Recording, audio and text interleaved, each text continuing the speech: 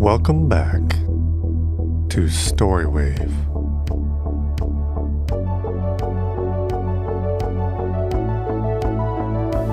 This is Baldur.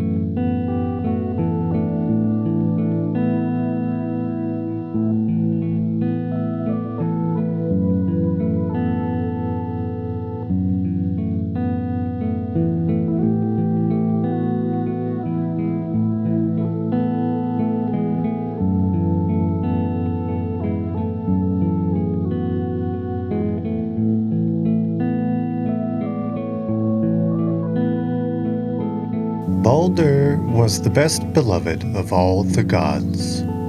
Odin was their father and king. To him they turned for help and wise advice. But it was to Baldur they went for loving words and bright smiles. The sight of his kind face was a joy to the Aesir and to all the people of Midgard.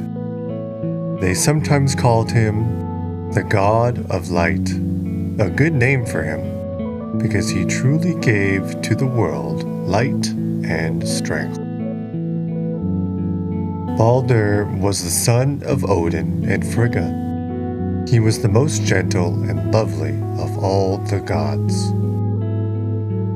His beautiful palace in Asgard was bright and spotless. No evil creature could enter there. No one who had wrong thoughts could stay in that palace of love and truth. At last, after the bright summer was over, for many days Baldur had looked sad and troubled. Some of the Aesir saw it, but most of all his loving, watchful mother, Frigga. Baldur could not bear to worry his mother, so he kept his sorrow to himself, saying nothing about it. But at last, Frigga drew his secret from him, and then his friends knew that Baldur had had dreams which told of coming trouble.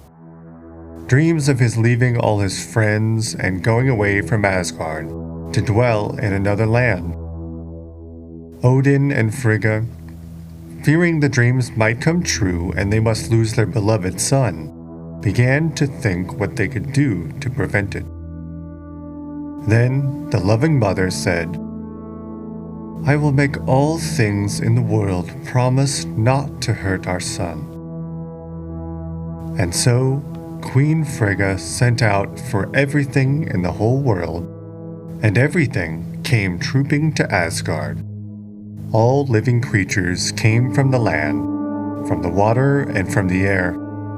All plants and trees came, all rocks, stones, and even the metals under the earth, where the busy dwarfs worked.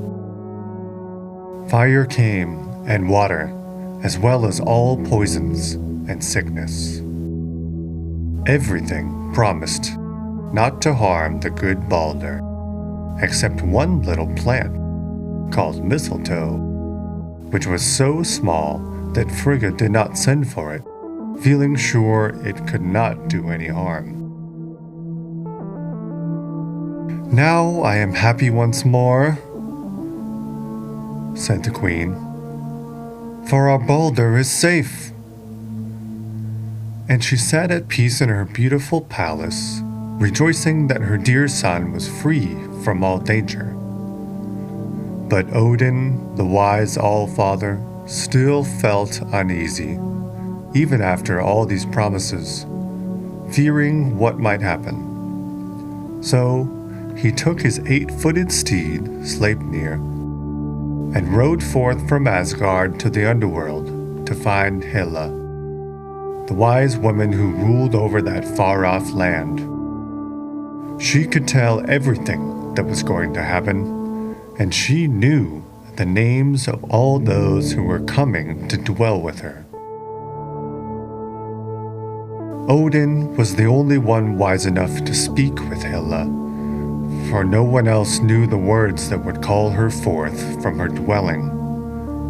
But when Odin called, she came to answer. "Tell me," said he, "for whom are you making ready this costly room?" "We make ready for Baldur, the god of light," replied Hela. "Who then will slay Baldur and bring such darkness and sorrow to Asgard?"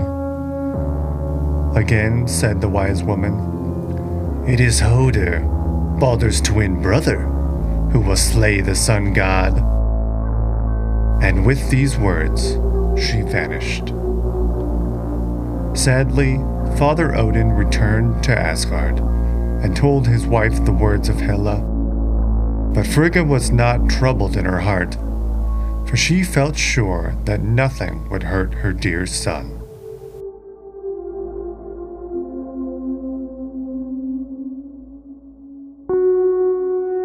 One beautiful sunny day at the end of summer, the gods had all gone out to an open field beyond Asgard to have some sports. As they all knew that nothing could hurt Baldur, they placed him at the end of the field for a target, and then took turns throwing their darts at him, just for the fun of seeing them fall off without hurting him. They thought this was showing great honor to Baldur, and he was pleased to join in the sport. Loki happened to be away when they began to play, and when he came was angry in his heart that nothing could hurt Baldur. "Why should he be so favored? I hate him," said Loki to himself, and began at once to plan some evil. All this while, Queen Frigga sat in her palace, thinking of all her dear sons, and of how much good they did to men. As she sat thus, thinking and spinning with her hands, there came a knock at the door. The queen called, "Come in!" And an old woman stood before her. Frigga spoke kindly to her, and soon the old woman said she had passed by the field where the gods were playing and throwing sharp weapons at Baldur. "Oh yes," said Frigga, "neither metal nor wood can hurt him, for all things in the world have given me their promise." "What?" said the old woman. "Do you mean that all things have really vowed to spare Baldur?" "All," replied the queen, "except one little plant that grows on the eastern side of Asgard. It is called mistletoe, and I thought it too small and soft to do any harm." Before long, the old woman went away, and when she was quite out of sight of Frigga's palace, threw off her woman's clothes, and who do you suppose it was? Why, no woman at all, but that wicked Loki, of course, who hurried away out of Asgard to find the poor little plant that did not know about Baldur's danger. When he came to the place where the plant grew, Loki, cutting off a branch, quickly made a sharp arrow, which he carried back to the playground where the Aesir were still at their game, all but one, Hoder, the god of darkness, Baldur's blind twin brother. Then Loki went up to Hoder and said to him in a low voice, "Why do you not join with the others in doing honor to Baldur?" "I cannot see to take aim, you know, and besides, I have no weapon," said Hoder. "Come then, here is a fine new dart for you, and I will guide your hand," whispered wicked Loki.